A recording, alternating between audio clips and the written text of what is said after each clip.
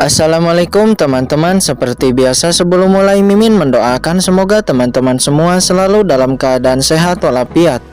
Oke, kali ini kita akan melanjutkan Martial Master versi novel bagian 420. Bagi yang baru bergabung, selamat bergabung. Dan bagi yang belum subscribe dulu lah agar Mimin tambah semangat lagi nih bikin videonya. Oke, kalau sudah kita langsung masuk ke isi ceritanya.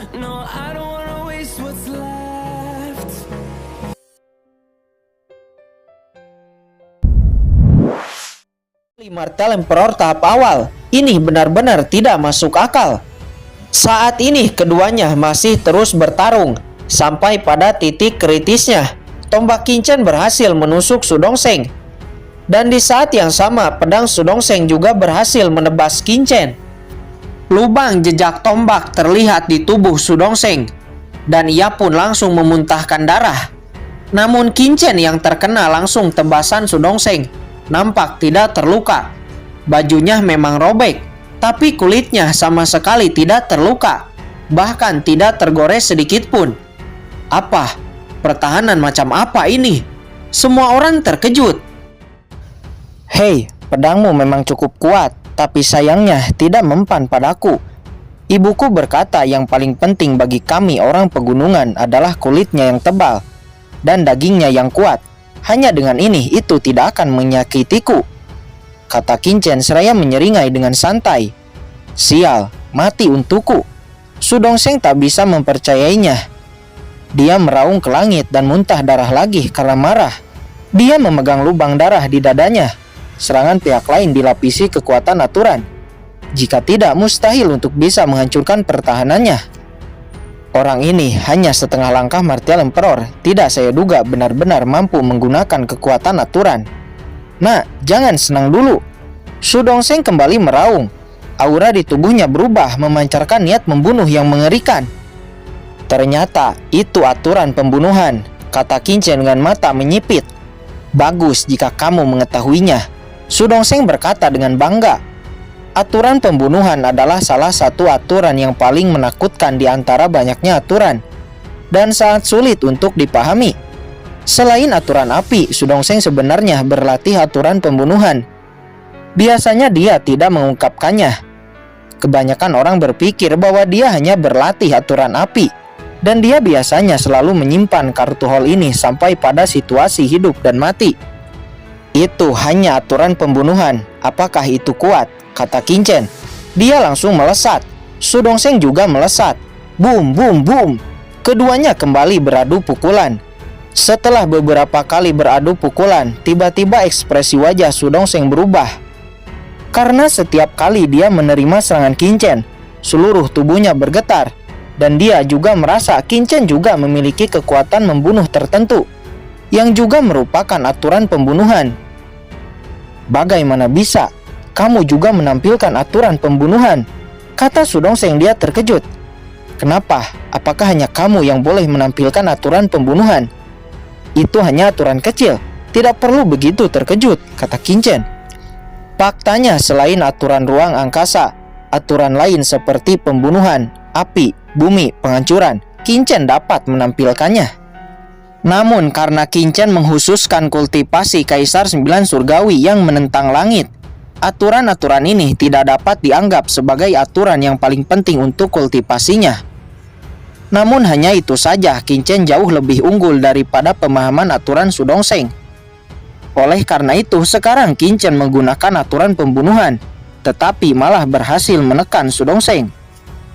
Apa? Anak ini ternyata juga menggunakan aturan pembunuhan, dan aturan pembunuhannya dapat menekan Su Dongsheng. Bukankah itu berarti aturan pembunuhannya lebih menakutkan daripada Su Dongsheng? Semua orang memiliki wajah terkejut dan benar-benar terdiam. Tidak mungkin.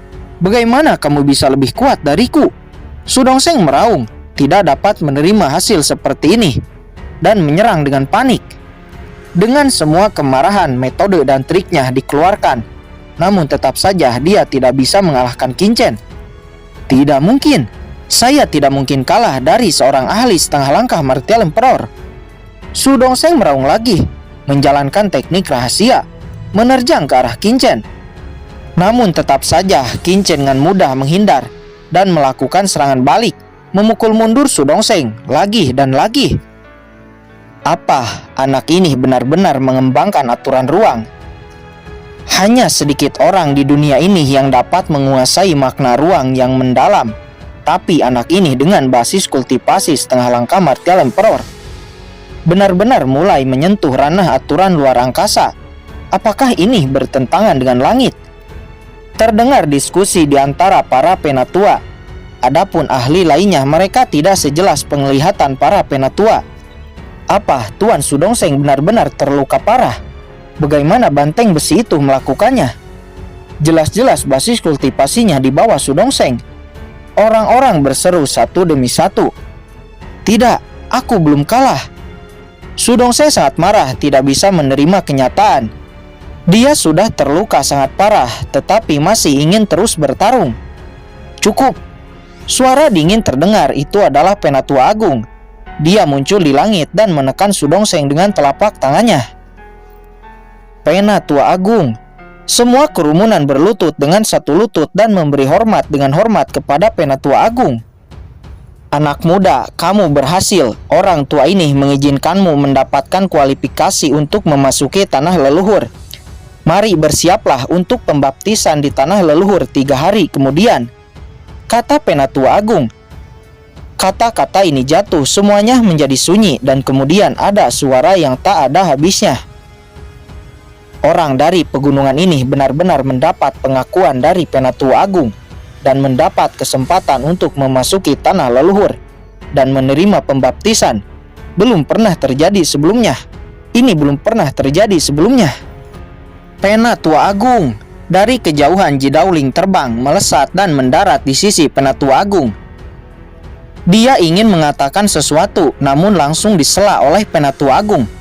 Tidak perlu mengatakan apa-apa lagi, kata Penatua Agung. Sesaat dia menatap Kincen dengan kebanggaan yang tak terlukiskan. Ayo pergi. Setelah mengatakan ini, Penatua Agung berbalik, pergi dan menghilang dari sana. Ji Daoling melirik Kincen lalu memandang Su Dongseng dengan jijik dan tidak puas lalu pergi. Penatua Agung dan para penatua lainnya telah pergi, namun suasana di lapangan masih belum bisa tenang. Pada awalnya semua orang memandang Kincen dengan ketidakpuasan, permusuhan, dan penghinaan. Tapi sekarang tatapan ini telah berubah menjadi kekaguman, rasa hormat, dan pengakuan. Adapun Su Dongseng tidak ada yang peduli lagi. Dia adalah seorang pecundang. Di masa lalu dia menikmati kemuliaan yang tidak ada habisnya. Namun sekarang dia dilupakan dan tidak ada yang memikirkannya lagi. Ini adalah Bedua Tianmu, dan ini domain bela diri. Yang kuat dihormati, sedangkan yang gagal akan didorong ke jurang tanpa henti. Hahaha, saudara Tiniu, selamat. Aku tahu kamu akan berhasil. Jiruri melangkah maju dan berkata dengan semangat. Di kompetisi sebelumnya dia juga mengalahkan ahli Martial Emperor biasa dan mendapat kualifikasi. Tapi itu tidak bisa dibandingkan dengan Kincen yang mengalahkan Tianzhao Jenius Top nomor 1. Kakak Tiniu. Prijun juga melangkah maju, memandang Kincen dengan malu-malu. Wajahnya nampak memerah dengan rasa kasih sayang yang tak terlukiskan. Kecantikan mencintai pahlawan. Siapa yang tidak? Meskipun Kincen kasar dan kusam karena dari gunung, tapi jika diperhatikan baik-baik, dia nampaknya cukup tampan jika dia merawatnya.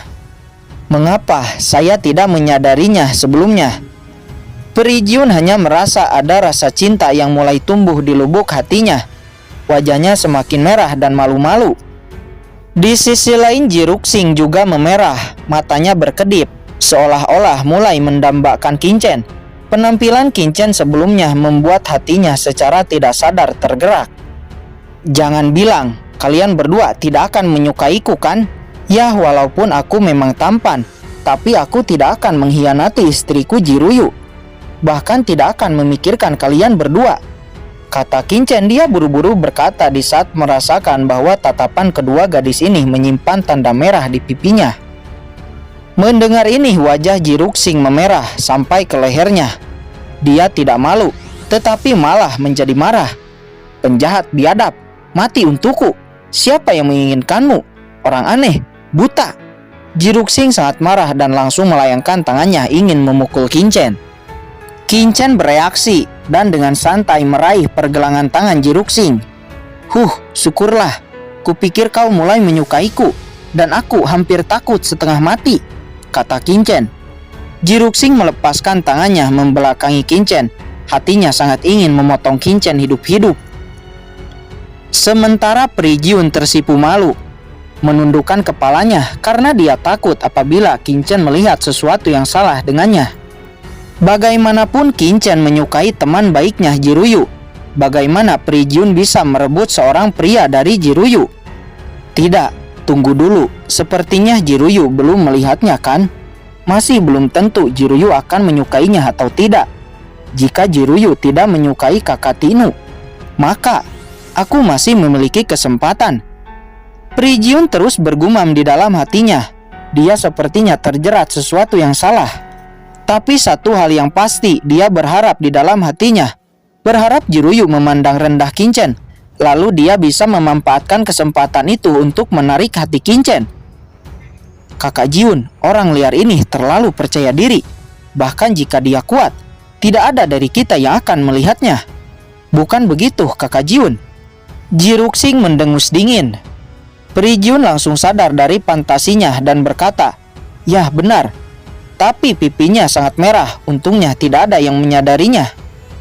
Ruksing, berhentilah membuat masalah. Kakak Tinu, ayo kita rayakan kemenangan kita dengan minum-minum, kata Jiruri sambil tersenyum. Setelah itu segera di sebuah halaman, berbagai anggur dan hidangan enak disajikan. Ayo saudara Tinu, aku akan menuangkan segelas, kata Jiruri seraya memberikan segelas anggur kepada Qinchen. Baik. Qinchen mengambil gelas anggur itu, tetapi di dalam hati Qinchen bergumam, Jiruyu, aku akhirnya bisa memasuki tanah leluhur. 3 hari lagi. Jiruyu, kamu harus menungguku. Kemudian dia meminum anggur itu. Ruksing, kamu juga tuangkan 1 gelas anggur untuk saudara Tinu, kata Jiruri. Tapi kakak, Jiruksing menolak, nampak masih marah dengan apa yang dikatakan Qinchen sebelumnya. Ruksing, apakah kamu tidak mendengarkan apa yang dikatakan kakak laki-lakimu ini, kata Jiruri. Akhirnya Jiruksing mau tidak mau menuangkan segelas anggur untuk Qinchen. Itu untukmu orang aneh. Apa kamu bilang? Qinchen kesal. Ruksing, bersikap baiklah kepada saudara Tinu, kata Jiruri. Kemudian dia menoleh kepada Qinchen dan berkata, Saudara Tinu, adik perempuan saya ini sudah sangat nakal sejak dia kecil. Tolong untuk jangan dimasukkan ke dalam hati. Jangan khawatir, setiap orang adalah keluarga, kakak ipar. Ingatlah untuk memanggilku saudara ipar di masa depan, kata Qinchen. Jiruri tertawa, tapi wajah Jiruksing nampak jelek. Kakak Tinu, Jiun juga menuangkan secangkir. Pri Jiun tersenyum manis kepada Qinchen sambil memberikan 1 gelas anggur. Matanya sangat indah dan tajam, juga mempesona, sangat menggoda. Pri Jiun mencoba untuk merayu Qinchen. Namun tiba-tiba Qinchen malah berkata, Pri Jiun, ada apa dengan matamu? Kenapa kamu berkedip padaku? Apakah ada pasir di matamu? Apakah kamu ingin aku meniupnya untukmu? Pri Jiun tersedak segelas anggur mendengarnya. Apakah orang ini tidak mengerti bahasa tubuh untuk menunjukkan kasih sayang? Wajah Pri Jiun memerah karena marah, dan dia tidak bisa berkata apa-apa. Selanjutnya mereka kembali mengobrol. Saat itu Qinchen mulai bertanya berita tentang Jiruyu. Jiruri yang mengetahui beberapa berita langsung menceritakan semuanya kepada Qinchen. Akhirnya dari Jiruri, Qinchen mendapat beberapa berita. Di antaranya bahwa Jiruyu telah memberontak kepada leluhur tua keluarga Ji, dan ia dihukum oleh leluhur tua dengan dipenjara di tanah leluhur. Ini membuat hati Qinchen tenggelam.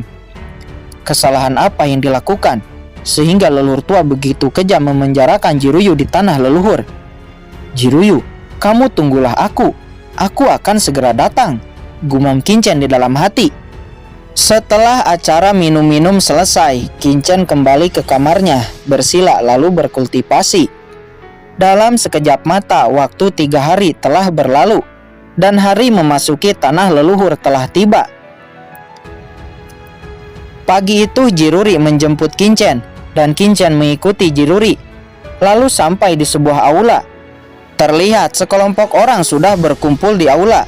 Kelompok orang ini rata-rata adalah ahli martel emperor tahap awal. Ini harus menjadi ahli luar yang telah dipilih dan berlatih di keluarga Ji selama bertahun-tahun. Karena Sudongseng ada di antara kerumunan, matanya memandang Kincen dengan sangat dingin. Nampak setelah 3 hari, luka-luka Sudongseng sudah pulih, tapi luka di hatinya tidak pernah sembuh. Oleh karena itu, Sudongseng menatap Kincen dengan dingin. Bahkan jejak kebencian melintas di matanya. "Bocah, apakah kamu yang telah mengalahkan Sudongseng itu?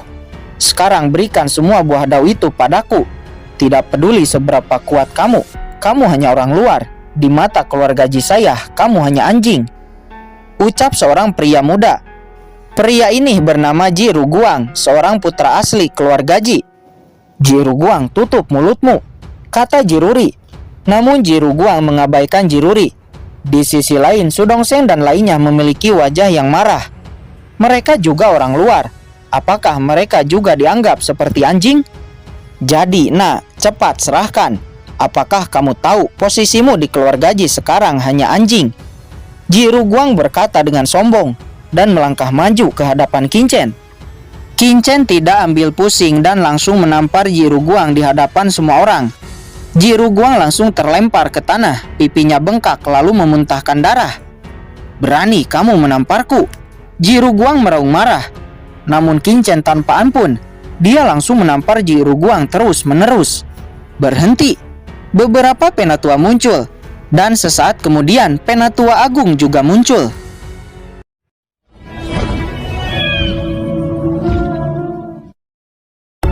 Oke guys, sudah dulu ya. Jangan lupa subrek biar lanjut terus ceritanya. Bagi yang sudah subrek, mudah-mudahan dimudahkan rezekinya. Mimin undur diri. See you next and goodbye.